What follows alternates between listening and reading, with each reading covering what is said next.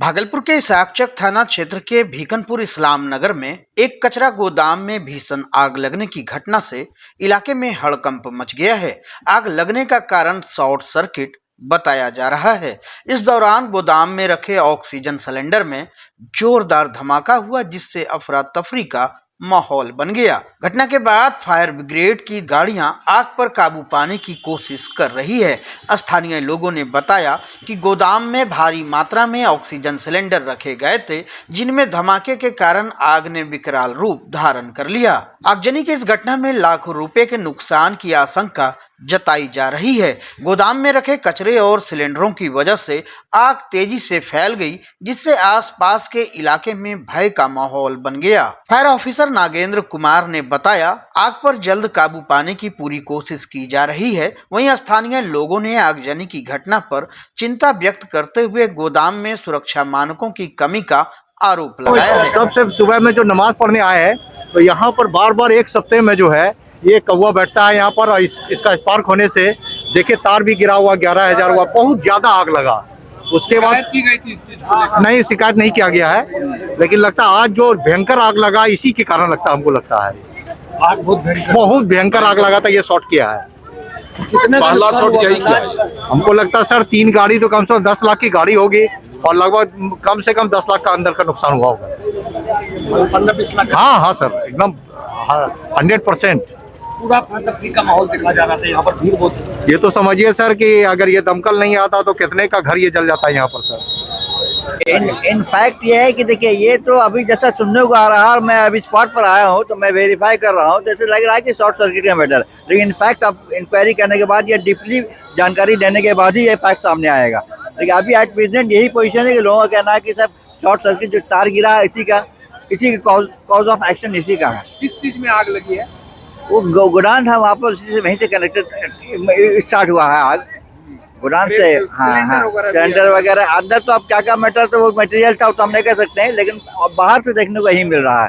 थोड़ा माहौल जो है हाँ, माहौल थोड़ा भयभीत है, और ये बात सच्ची की बड़ी दुर्घटनीय घटना है। ये अफसोसनाक बात है, क्योंकि हमारा वो रिलेशन भतीजा ही लगेगा। वो 8 बजे सुबह में हम लोगों का जो फायर डिपार्टमेंट का एक क्लिनिक होता है, उसी में सारे कर्मचारी हम लोग थे, तो आग लगने का सूचना प्राप्त हुआ, और सूचना प्राप्त हुआ तो हम प्रथम गाड़ी भेजे।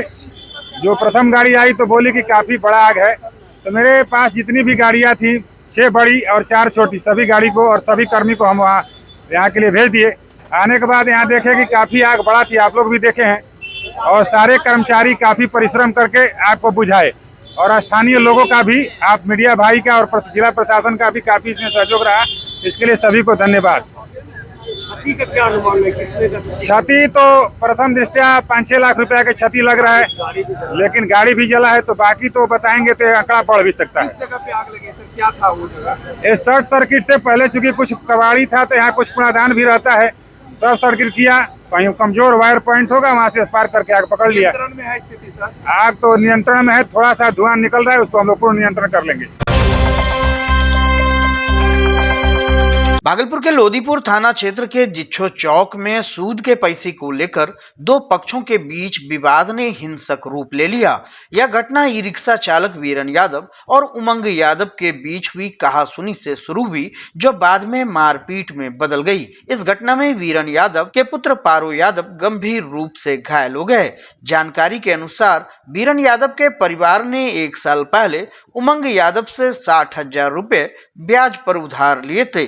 परिवार ने मूलधन लौटा दिया, लेकिन ब्याज की रकम 80,000 रुपए बची हुई थी। इसी को लेकर उमंग यादव ने वीरन यादव पर दबाव बनाया। बताया जा रहा है कि घटना के दिन जब वीरन यादव ई रिक्शा लेकर जा रहे थे, तभी उमंग यादव ने उनकी गाड़ी की चाबी छीन ली और ब्याज की रकम की मांग की। बात बढ़ने पर उमंग यादव ने रॉड से हमला कर दिया, जिससे पारो यादव गंभीर रूप से घायल हो गए। पारो यादव को सबसे पहले सदर अस्पताल में भर्ती कराया गया, लेकिन गंभीर हालत के चलते उन्हें मायागंज अस्पताल रेफर कर दिया गया। घायल पारो यादव ने बताया कि परिवार ने मूलधन चुका दिया था, लेकिन उमंग यादव ब्याज के रूप में 80,000 रुपए की मांग कर रहे थे। परिवार वालों ने कहा कि वे केवल 40,000 रुपए देने में सक्षम हैं। वहीं घटना की सूचना मिलते ही पुलिस मौके पर पहुंची और मामले की जांच शुरू कर दी। पुलिस ने दोनों पक्षों से पूछताछ कर रही है और जल्दी स्थिति स्पष्ट होने की उम्मीद है। लिया था उमन यादव से पूछेगा, उसका बाप का नाम हुआ चिंकी यादव।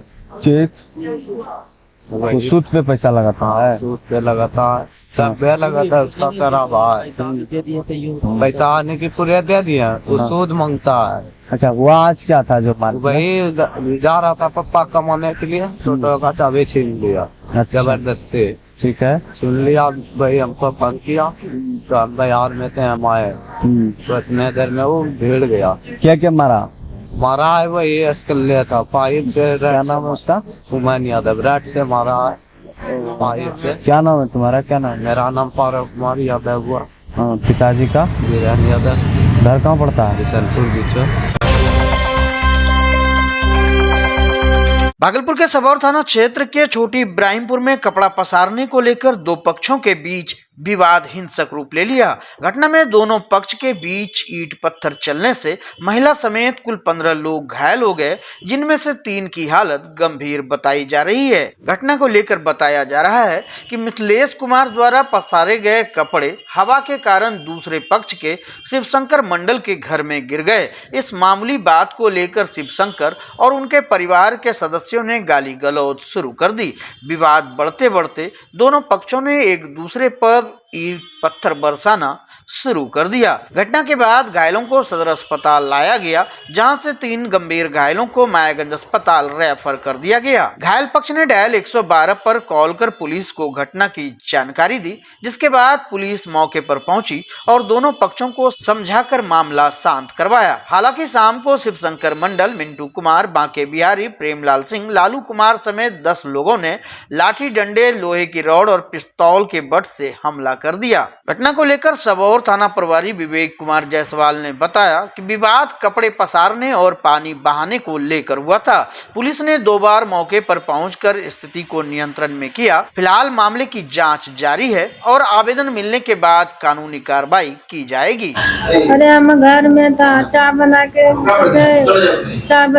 हल्ला हुआ ना, पहले दिन में हुआ, कपड़ा गिरा पक्का पर से, तो वही आया तो गाली गला किया, तो वही हम सब है ना, तो हम सब बोले क्या काहे गाली देता, उसको समझा देते कि भाई ऐसा कन्यान नहीं, पुतहू लगता था, मेरा पुतहू था, भाई का दियोर का पुतहू था, तो आखिर गाड़ी देगा तो बड़े मम्मी है तो कुछ बोलबे न किएंगे।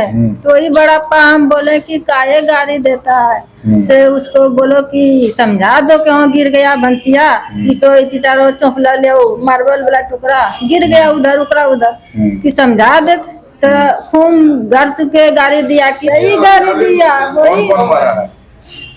वही सब 4 भाई। हम तो घर में डंटा उंटा सब चीज लगा, हम बाद में गए छोड़ोने इसको पप्पा। हमको कहा कि मुँह मार रहा, मारी देता दीदी जाइए ना, तो हम दौड़ के जाए गैस बंद करके, उसी तरह में वो सबका मोता फोड़ गया, फिर भी हमको भी लग गया, हमको दे दिया। भागलपुर जिले के पिरपैती प्रखंड स्थित उत्क्रमित उच्च विद्यालय धनपाल टोला के कक्षा 10वीं और 12वीं के छात्रों को उनकी प्रयोगात्मक परीक्षा का प्रवेश पत्र अब तक जारी नहीं किया गया। इस समस्या को लेकर छात्रों ने जिला शिक्षा पदाधिकारी राजकुमार शर्मा के कार्यालय में आवेदन दिया। छात्रों ने बताया कि उन्होंने सेंटअप परीक्षा दी थी, लेकिन उनकी उत्तर पुस्तिकाओं की अब तक जाँच नहीं हुई है। विद्यालय की प्रभारी प्रधानाचार्य रीति मैम ने उत्तर पुस्तिकाओं को एक कमरे में बंद कर रखा है और बिना किसी सूचना के विद्यालय नहीं आ रही है। छात्रों का कहना है कि विद्यालय के शिक्षक के आपसी विवाद का खामियाजा उन्हें भुगतना पड़ रहा है। वहीं जिला शिक्षा पदाधिकारी राजकुमार शर्मा ने छात्रों की शिकायत को गंभीरता से लेते हुए जांच का भरोसा दिया है। उन्होंने कहा कि मजिस्ट्रेट की उपस्थिति में उस कमरे को खोला जाएगा जहां उत्तर पुस्तिकाएं बंद है। इसके बाद छात्रों के प्रवेश पत्र निर्गत करने की प्रक्रिया पूरी की जाएगी। वहीं इस घटना से छात्रों में आक्रोश है, क्योंकि प्रवेश पत्र न मिलने के कारण उनकी परीक्षा की तैयारियों पर असर पड़ रहा है। डीओ ने यह सुनिश्चित करने करने का आश्वासन दिया है कि छात्रों को कोई असुविधा नहीं हो और उनकी समस्याओं का जल्द समाधान हो। रजिस्ट्रेशन भी स्टार्टिंग में नहीं हुआ था, हम लोग हंगामा करने के बाद हम लोग का रजिस्ट्रेशन हुआ और हम लोग का शिक्षक लोग भी नहीं बताए थे, हम लोग को एक टीचर के द्वारा पता चला और अभी पता चल रहा है कि सेंटर एग्जाम देने के बाद हम लोग का आंसर शीट भी पटना ऑफिस नहीं गया है, अभी जमा भी नहीं, अभी कहाँ एग्जाम भी नहीं होगा, इसलिए हम लोग डीओ ऑफिस भागे। कौन सा एग्जाम नहीं होगा? फाइनल एग्जाम, फाइनल 12th का एग्जाम परेशानी होगी। कारण क्या बताया गया, क्यों नहीं गया पटना?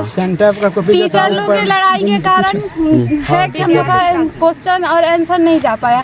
आपस में टीचर लोग लड़ाई करके स्टूडेंट लोग का लाइफ खराब कर रहा है। स्टार्टिंग में भी कोई नहीं बताया था कि रिद्धि मैम हम लोग के क्लास में आके सारा सच्चाई बताई थी। कहाँ से हैं आप? हम बाखरपुर से धनपाल टोला UM विद्यालय। किस चीज को लेकर टीचर में विवाद है? वो लोग आ गया है बाहर से टीचर, तो गाँव वाले टीचर को प्रॉब्लम हो रहा है, बाहर वाले टीचर को गाँव वाले टीचर से प्रॉब्लम हो रहा है। इसके कारण सारा बच्चा का भविष्य वो लोग बर्बाद कर रहे हैं। कितना संख्या में आप लोग हैं? 84 बच्चा।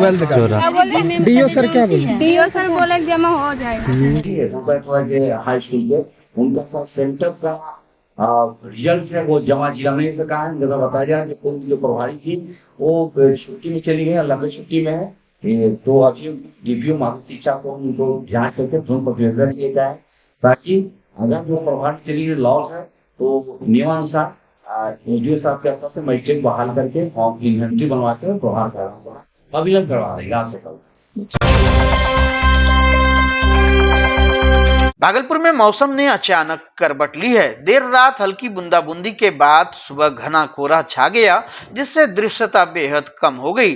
तेज पछुआ हवाओं के चलते तापमान में गिरावट दर्ज की गई, जिससे लोग कड़ाके की ठंड का सामना कर रहे हैं। मौसम के इस बदलाव से दैनिक जीवन प्रभावित हो गया है। ठंडी हवाओं और कोहरे के कारण लोग परेशान हैं। स्थानीय दुकानदार ने बताया कि कोहरे और ठंडी हवा के कारण सुबह दुकान खोलने में देरी हो रही है। वहीं गृहिणी ने कहा कि ठंड बढ़ने से बच्चों को स्कूल भेजने में परेशानी हो रही है, जबकि बुजुर्गों के लिए यह मौसम स्वास्थ्य समस्याएं बढ़ा सकता है।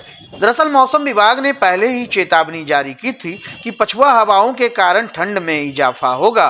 विभाग का कहना है कि आने वाले कुछ दिनों में तापमान और गिर सकता है। मौसम विभाग ने लोगों को सतर्क रहने और गर्म कपड़े पहनने की सलाह दी है। विशेष रूप से बच्चों और बुजुर्गों को ठंड से बचाने के लिए अतिरिक्त ध्यान देने की जरूरत है। मौसम वैसा होना चाहिए वैसा था नहीं, और अभी लगता है कि हाँ जाड़े का मौसम है, और मौसम तो बहुत अच्छा लगता है, सुहाना लगता है। जाड़े में जाड़े का मौसम तो बहुत अच्छा लगता है। 31 दिसंबर की शाम भागलपुर के V garden marriage hall Sikandarpur पानी टैंकी में न्यू ईयर सेलिब्रेशन का आयोजन किया जा रहा है। इस मौके पर डीजे नाइट का खास कार्यक्रम होगा, जो मनोरंजन और उत्साह से भरपूर रहेगा। डीजे नाइट में गीत और संगीत का अद्भुत संगम, जिसे सभी उम्र के लोग एंजॉय कर सकेंगे। इस दौरान स्वादिष्ट व्यंजनों और स्नैक्स की भरपूर व्यवस्था रहेगी। आयोजन को किफायती रखा गया है ताकि अधिक से अधिक लोग इसका हिस्सा बन सके। वी गार्डन मैरिज हॉल के मैनेजिंग डायरेक्टर बबली किशोर ने बताया कि इस इवेंट को खास तौर पर भागलपुर वासियों के लिए यादगार बनाने की पूरी तैयारी की गई है। उन्होंने कहा कि हमने इस आयोजन में मनोरंजन का पूरा ख्याल रखा है ताकि सभी इसे भरपूर आनंद के साथ सेलिब्रेट कर सके। दरअसल यह इवेंट भागलपुर वासियों के लिए नए साल का जश्न मनाने का एक खास मौका बनेगा। अगर आप डांस, म्यूजिक और स्वादिष्ट खाने के साथ एक यादगार शाम बिताना चाहते हैं तो इस कार्यक्रम का हिस्सा बनना ना भूलें।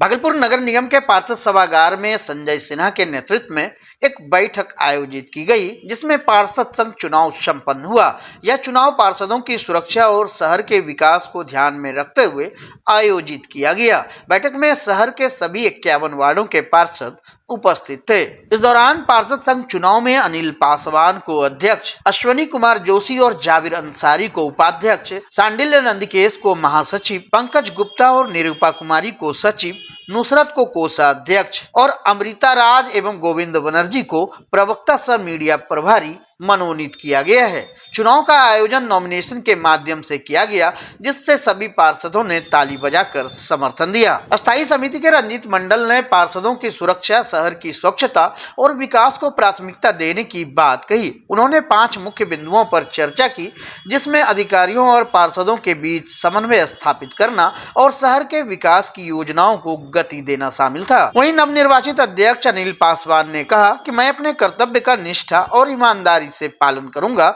और पार्षदों के हितों की रक्षा के साथ शहर के विकास को प्राथमिकता दूंगा। जिसके बाद सभी नवनिर्वाचित पदाधिकारियों को अंग वस्त्र देकर सम्मानित किया गया और शुभकामनाएं दी गई। भागलपुर रेलवे स्टेशन पर भागलपुर चैम्बर ऑफ कॉमर्स और केंद्रीय रेलवे रेल यात्री संघ के संयुक्त तत्वाधान में कंबल वितरण कार्यक्रम का आयोजन किया गया। इस कार्यक्रम का उद्देश्य ठंड के मौसम में जरूरतमंद लोगों को सहायता प्रदान करना और सामुदायिक सहयोग को बढ़ावा देना था। कार्यक्रम के दौरान आयोजकों ने कहा कि यह पहल समाज के उन वर्गों की मदद के लिए की गई है जो ठंड के मौसम में सबसे अधिक प्रभावित होते हैं। साथ ही भविष्य में ऐसे और भी कार्यक्रम आयोजित करने का आश्वासन दिया गया। इस मौके पर आरपीएफ, जीआरपीएफ और मुजाहिदपुर थाना अध्यक्ष सहित अन्य सामाजिक संगठनों के सदस्य उपस्थित रहे। 10 के आसपास जो है लोगों को कंबल वितरण किया गया है। साथ ही ये आयोजन भागलपुर चैम्बर ऑफ कॉमर्स और केंद्रीय रेलवे रेल यात्री संघ के संयुक्त तत्वाधान में ये आयोजन पूरे बिहार, झारखंड, कई राज्यों में संस्था के द्वारा ये कार्यक्रम कई दिनों से चल रहा है, लेकिन आज भागलपुर में ये पहला कार्यक्रम है। और भागलपुर के साथ साथ भागलपुर जिला, साहेबगंज जिला, पाकुड़, सभी जगह चैम्बर ऑफ कॉमर्स और केंद्रीय रेलवे रेल यात्री संघ के संयुक्त तत्वाधान में ये आयोजन प्रारंभ रहे।